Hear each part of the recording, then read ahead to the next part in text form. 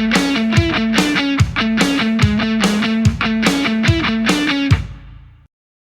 good day, my friends. My name is Tracy Repchuk here, and I am the host of Reach Millions TV, an entrepreneurial lifestyle and learning channel where I educate and introduce you to some of the greatest powerhouses in their field. Now, as an entrepreneur for over 37 years, I've had the good fortune to appear in Forbes over 27 times, speak in 39 countries, appeared on NBC, ABC, CBS, Fox, won awards from the Senate, the Assembly, the White House, and President Obama.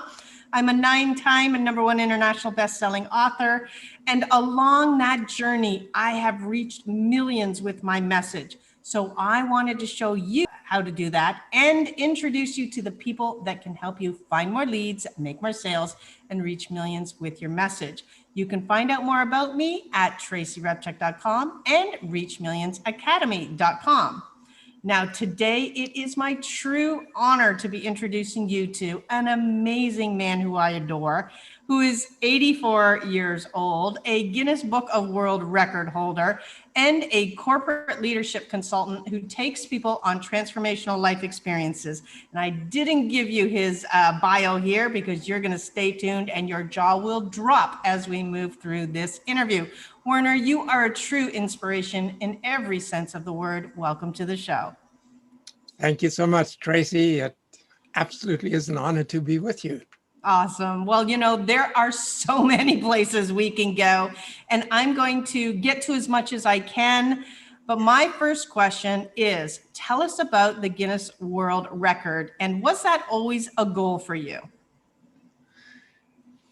Well, the answer is yes and no, as far as the goal is concerned. In 53, when Hillary got to the top of Mount Everest, I was 16, and I was just really blown away by this. And none of the other kids even thought much about it.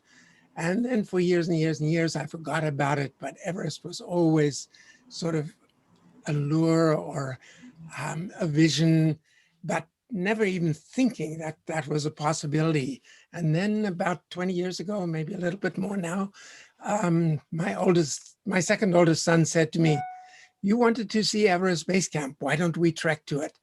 And I was 55, and to me, that was a life-changing experience.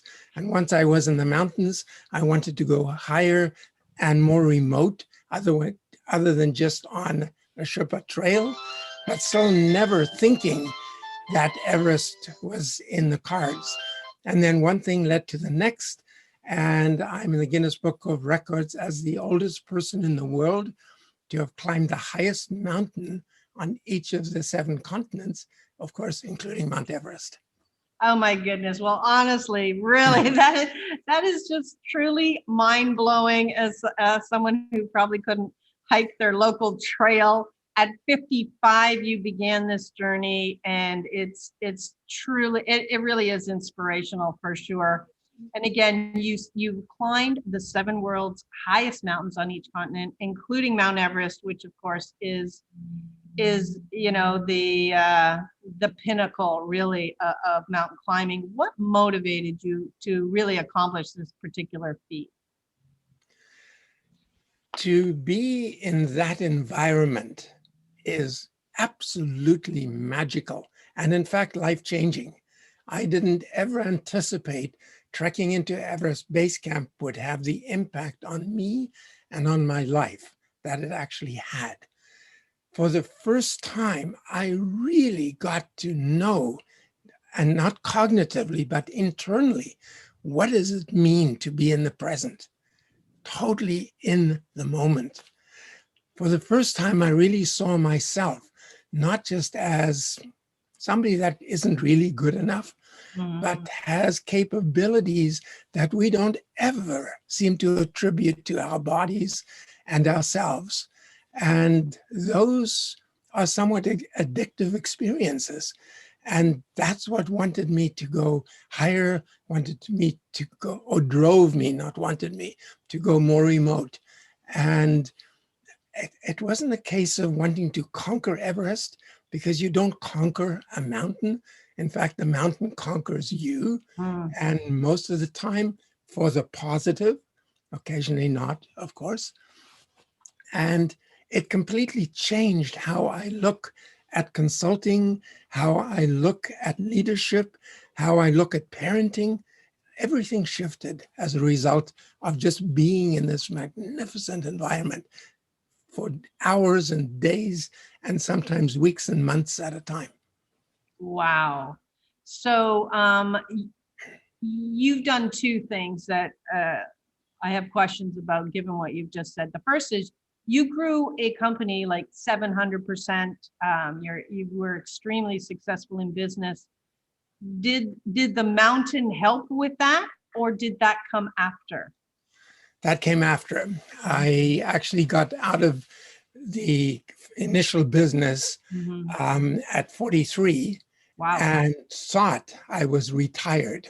Mhm. The problem is I hadn't retired towards something.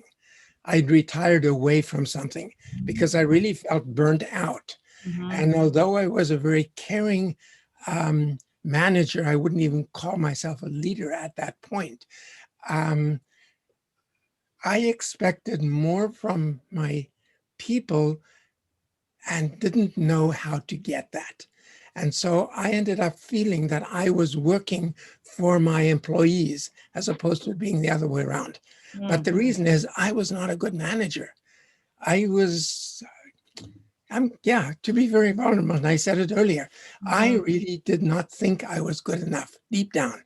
This was not an everyday experience, but deep down, that's who I was. And nobody that is in that position can really be an authentic, caring, competent leader, whether it's a parent or whether it's a corporate leader or even in a relationship, a marriage, for example. You have to be a leader to have it be successful. And that simply means the focus has to be externally. It cannot be on you, even if it's subconscious or subliminal. Wow. And again, you mentioned the marriage. You are a powerhouse couple with your wife, Heshi. So I think it goes to say both of you are extreme and competent leaders, which I, of course, have witnessed many times over. So you're welcome. You take people on transformational experiences, which blows my mind, from Mount Everest Base Camp to the top of Kilimanjaro and across the Eagle Trail, to really help them get to know themselves at a deeper level, just like what you went through, and to help them become grounded in self. When did you start this, and how often do you do them? Do you do them now? I started in 2010. That was 3 years after I came back from Everest, because I just really knew that things need to shift for most people. Because in my corporate experience, we had some of the absolute best training programs that you can imagine. People would walk away saying, wow, this is going to change my life. The only problem is 6 months later, they didn't remember the name of the workshop, leave alone having implemented any of the people skills. Technical skills are easy to implement because one by one fits. People skills, no. Because if you're going to teach me to become a better listener, if I'm tele-assertive, that's a very uncomfortable experience for me to transition. And unless I've got support and really a very strong willpower to persist through that learning curve, nothing's going to change. And the same thing, of course, the other way around. If you tell an ask-assertive person to make more statements, be more declarative, be more assertive, that's a real struggle.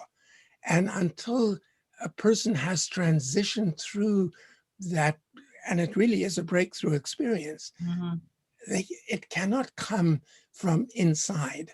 And as long as it just comes from, this is what I should do, it feels bad, but it also comes across as inauthentic from the other side. So that's why I started taking people, and these were just friends, on what I call these transformational life experiences. In the corporate world, I call it transformational leadership experiences. Right. And so since 2010, I've been to the top of Kilimanjaro, 9 times, and to Everest Base Camp 5 times. and across an Inca trail to Machu Picchu twice. Wow. And are you still doing, can somebody contact you and say, I need to have this experience? Absolutely. Now we had to postpone last year's Yeah. and this year's climbs because of COVID, Yeah. but I'm certainly anticipating that we'll be back in Africa on Kilimanjaro and the Serengeti on a safari, and also Everest Base Camp next year.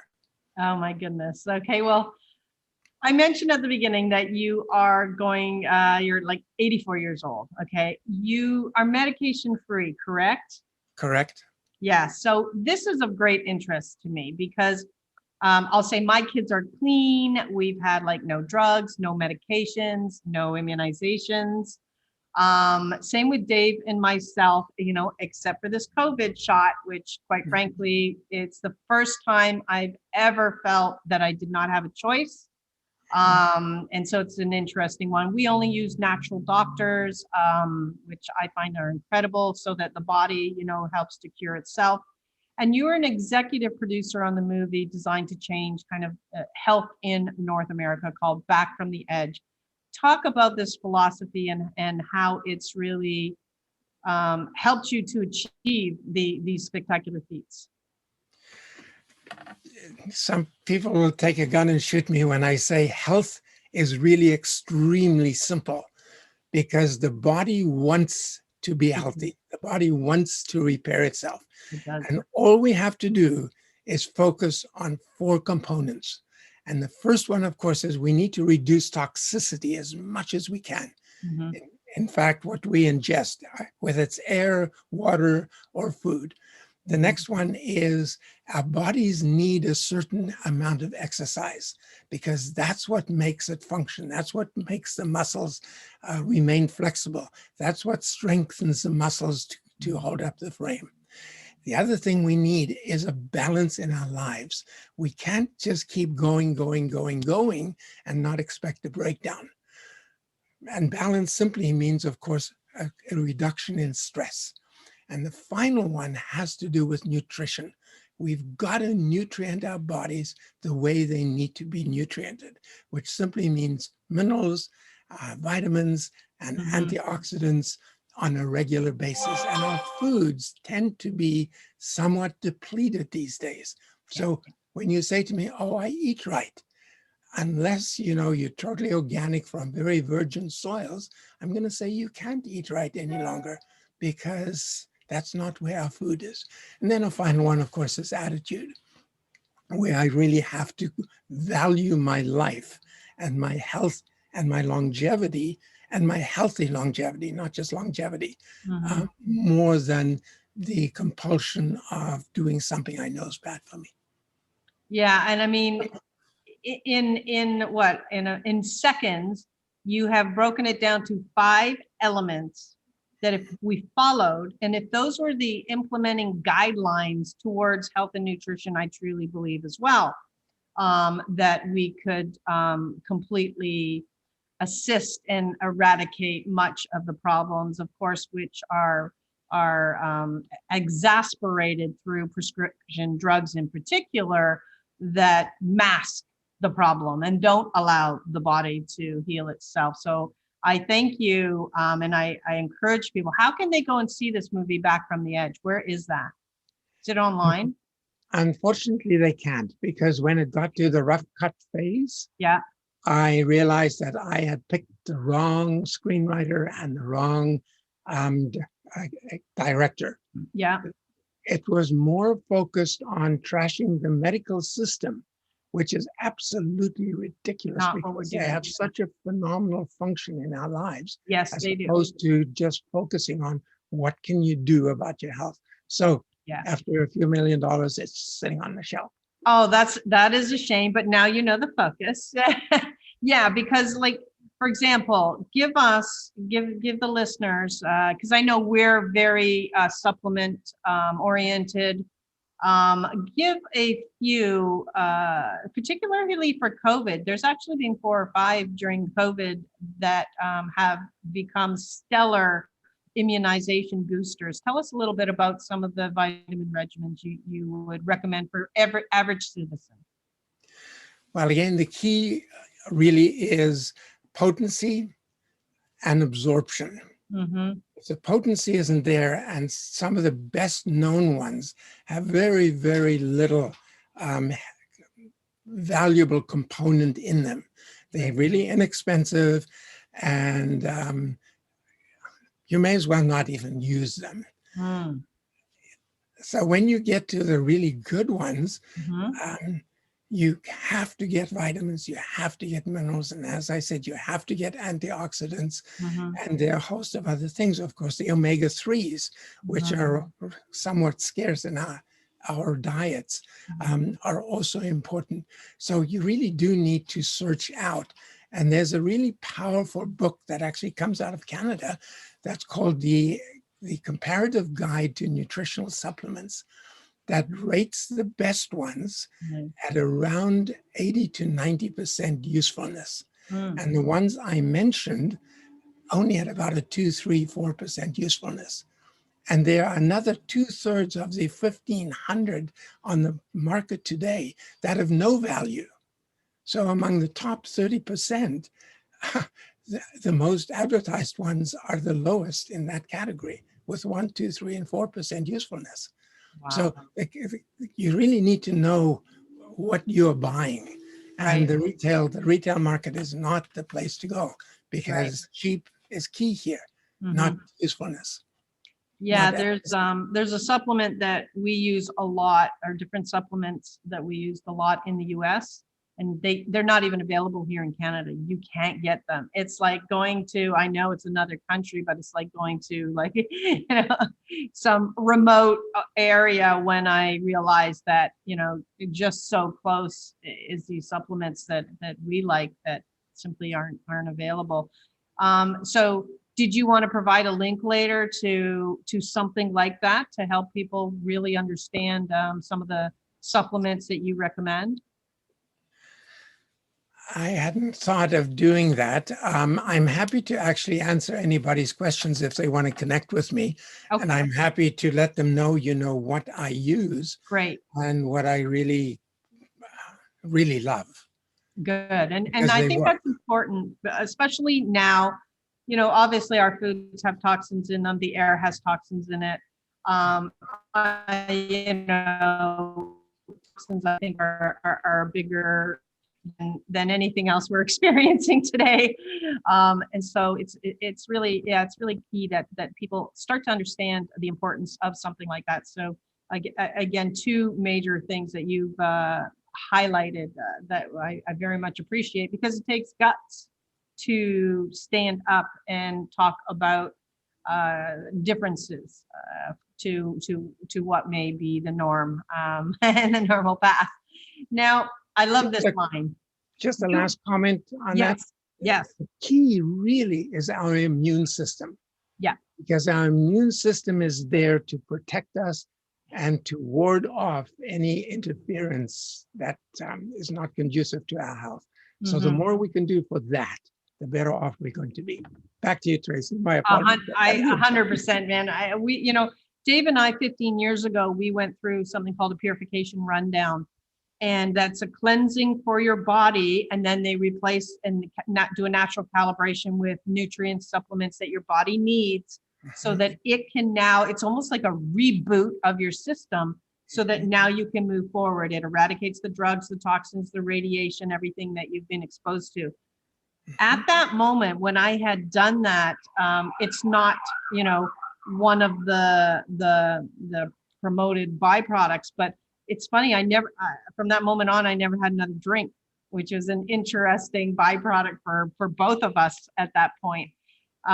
Just because even that, we realized what was happening to our body and our reaction time and things of that nature. You know, all these things that are completely legal and we're all doing it. Even that was affecting the optimum operation of our own bodies. It's a personal decision what you do, you know, after something like that. But that reboot is, I think, a very important element to what you fill in it now is key to your moving forward. Yeah. Actually, that's so right on, because cravings are really an indication of some deficiency. Yeah. If we're well nutriented, we don't have to have cravings. It doesn't mean that we're not going to be hungry, but Right. that's not equivalent to a craving. Right. And I guess, you know, we could have a whole conversation on just sugar for that matter. I'm a sugar freak. I have to watch myself all the time, but I'm very well aware of the effects of sugar and the fact that, back in the 1950s when they were promoting it was a master marketing, element, which I respect from a marketing perspective, but my goodness, what that's done to our bodies in particular, has caused, of course, an epidemic. Think in terms of marketing cigarettes. That's right. Exactly. And how we were told at one point they're good for you and they're good for your health. Yeah. Well, and we're going through that. Similar history is repeating itself right now with marijuana, introduction of legalization of marijuana. It's up here in Canada, right? We can go to a liquor store and you can go buy marijuana. I mean, I tell you, we're going to start to see the long-term effects of those marketing decisions or tax or income decisions from other perspectives on our bodies and of future generations. It's going to be very interesting, again, to see what happens, just like when cigarettes, where we are now with cigarettes. Mm-hmm. And vaping is another one, right? People just jacked straight from, hey, don't have this, to now they're sucking in an unknown chemical and it's hitting your body at 100% more power because of how it's entered into the system. It's just mind-boggling.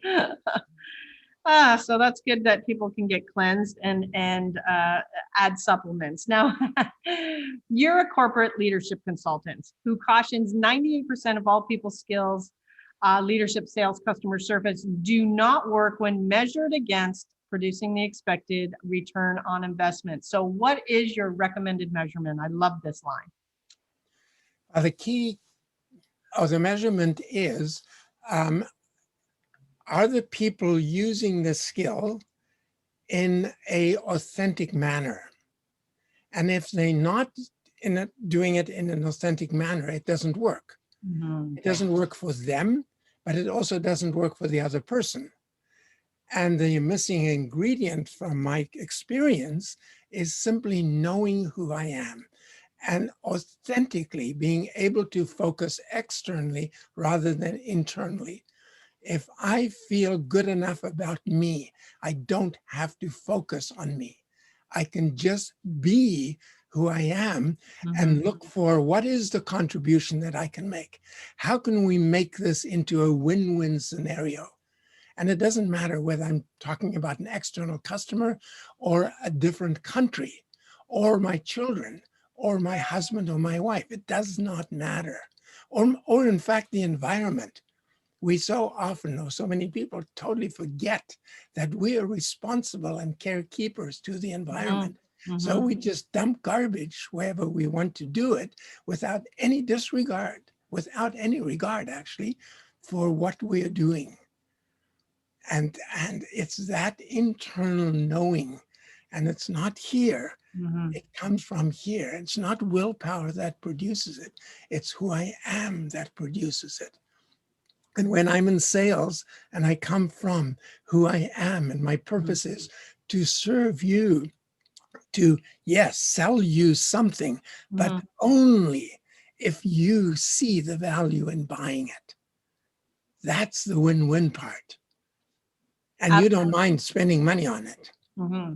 Exactly. And that's, again, it's so key. I think sales in particular, of which you're part of that master seller league.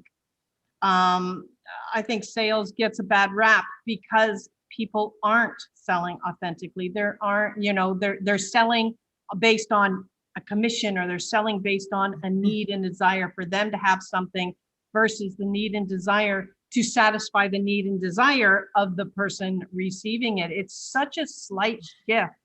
And not only does it produce more, but it allows you to reach those people so simply that it's not selling, it's just being of service.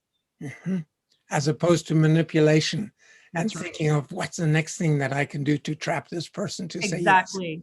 That's right. Or what's the next thing I have to think about to handle that objection or whatever it is, right? Mhm. Versus just guiding them along the journey, almost of enlightenment, till they realize they need it themselves.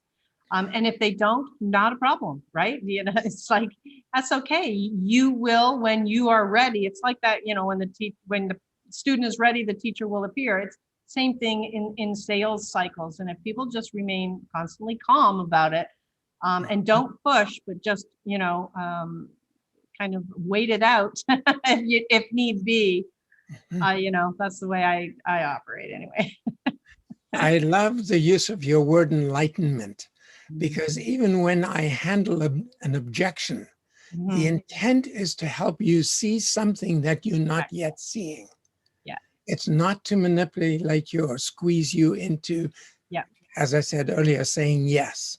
Mhm. And it really is that information sharing to the point where you either can make the rational decision, yes, this is for me, or Yeah. no, this is not. Mhm. And both are perfect. Exactly. Now we talked about this earlier. In July of 2022, you will have reached the summit of Mount Kilimanjaro, Africa's highest peak, for the 10th time. Other than because it's there, tell us why, and any obstacles you may be preparing for differently this time. The why is simply partly the experience for me personally.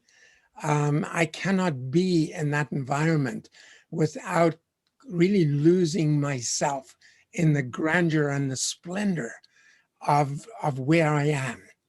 And it could be looking up at the night sky, because when we leave high camp for the summit, we leave around midnight. Mhm. So we have the night sky with these blazing stars, and it is really so magical. And you might see the silhouette of the mountain because it's still got a bit of snow on it for as long as that's going to last. And as I say, you know, the majesty of it is so, I'm going to use the word enormous. Mm. And it's so easy to feel so in awe and so humble in this majestic place we're in. So Mhm. that's one. The other one is to really have others experience and be blown away by what they can accomplish. And there are times that we think, oh, you know, I cannot take another step. And of course, the answer is yes, you can. All you have to do Mm. is take one more step. You don't have to think of taking another 2,000 steps. All you have to do is take one more step, and then one more step. And then them coming back and talking about having had a life-changing experience. And one of the heaviest people I took up was 280 pounds. When I met him at the airport, he had promised to lose 100 pounds, had Mhm. not lost it. He thought Mhm. I was going to say to him, you cannot come. And I Mhm. almost did. But Mhm. at the last minute, I realized I need to let him go as far as he can. He got to high camp, which is 6 hours from the summit, decided that was it for him. He came back saying this is the toughest thing he's ever done, but it's the best thing that he has ever done and experienced in his life. That's the opportunity. I love that, and that actually leads me to almost my next question, and that is, what kind of preparation would somebody need? Let's say, you know, Joe off the street, or not in shape, you know, never climbed a mountain, is not athletic, but has this desire, and they say to you, you know, Werner, I want to go on that next expedition with you. What has to happen before they can do that? I'll do a little bit of an assessment with them on their fitness level. Mm-hmm. And what I'm looking for is cardio capability, leg strength, and core strength. And then simply recommend an exercise program. And for the really non-fit at all, it Mm-hmm. usually takes about 6 months. If somebody, of course, is very overweight, like Robbie was, Mm-hmm. I was floored how much he could accomplish, given that he's 5'10", maybe even not quite, 5'9", Mm-hmm. and was weighing 280 pounds, and got to the 15,500 foot level. You know, Wow. this blows me away. Right. So the capability of the human is really amazing. So anyway, the other part is I would recommend weight loss. And weight loss, again, does not have to be hard. It does not have to be deprivation and hunger and cravings and always thinking of food. There are ways of doing that. And some of it is without exercise. The first couple of months is usually without exercise, other than just casual walking for about 20 minutes a day. No heavy exercise, because there's a conflict between eating less Right. and exercising heavily. And of course, most people say you should eat less. And I'm going to say, no, you should eat more, but you should eat the right food.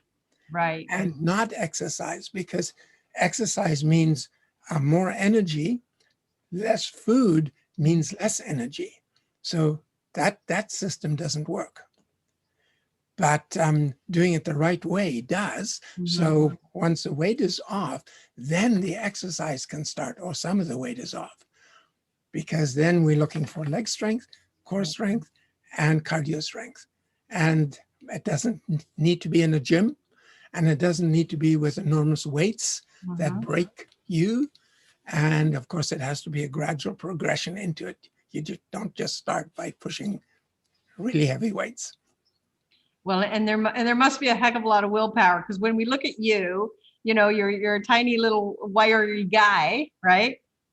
And yet you're a powerhouse. You're literally almost exterior and heading up the mountain. I mean, you know, does anybody ever look at you and think, oh no, you know, how did this guy do that?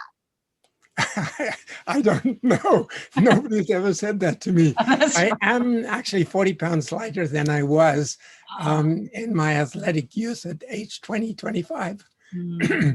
But I'm croaking more, so I guess my age is showing. Well, it's showing well, so I wouldn't worry too much about that. Well, so how can people get in touch with you, which they're absolutely going to want to? I know, you know, you're in the BeeKonnected community. For anyone who is watching from that community, just go to the connection generator and look up Werner Berger. He is a must connection for you. How else can they get in touch, Werner?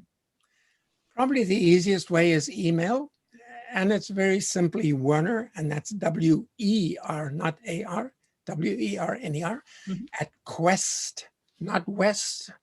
It's not going west, it's Quest 736.com. And there's a story behind that, but Well, not there today. we go. So there we go. Next time we're going to find out what 736 means here with Werner. Well, Werner, thank you so much for taking the time to let us explore your extraordinary world. It has been my true pleasure. Thank you so much, Tracy. My sense is the pleasure was all mine. So this has to be a win-win. You're so sweet. So be sure to connect again with Werner Berger and really stay in touch, a man you must know, and stay tuned to this channel for more exciting episodes of Reach Millions TV here on the Live in the Hive broadcast network. Now, I'd also like you to go and grab the 3 steps to double your income while increasing your reach, and you can get that at fastactionresults.com. And until next time, I'm Tracy Repchuk, and here's to your continued success. Bye for now.